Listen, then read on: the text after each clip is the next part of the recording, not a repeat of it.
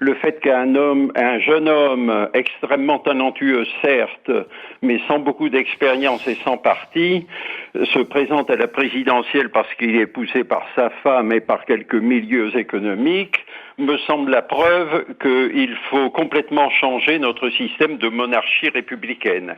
Pour moi qui vote à gauche depuis 40 ans, Emmanuel Macron n'est pas des nôtres, et comme dit la chanson, d'ailleurs, ça se voit rien qu'à sa ogneux. Pas de lutte sale gueule. Bon.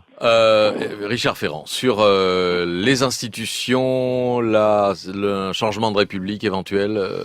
Oui, enfin, et surtout aussi sur cette mentalité, cette manière haineuse de poser des préjugés sur les forces de l'argent, le rôle d'une épouse. Enfin, je trouve quand même que pour un homme de gauche qui vient de s'exprimer, qui a un certain nombre de valeurs, il y en a une qui est cardinale.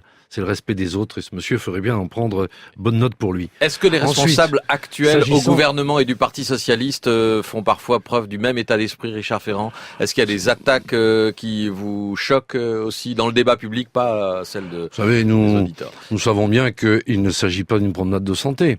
Et je vois bien qu'en effet, beaucoup à droite comme à gauche, parce qu'ils sont perturbés, on recourt plus souvent à l'injure qu'à la critique sur le fond.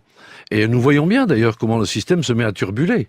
Car si vous prenez la tonalité générale des réactions à la démarche d'Emmanuel Macron, on voit bien que ce sont des procès à l'illégitimité, que ce sont des choses sur le mode insultant, alors que vous savez, lui assume précisément ses différentes vies, comme il dit. D'abord, on lui reproche d'être passé par une entreprise. Il y en a certains auxquels ça pourrait faire du bien, quand même, de connaître la vie réelle et pas simplement la vie politique. On lui reproche d'avoir servi dans la haute fonction publique.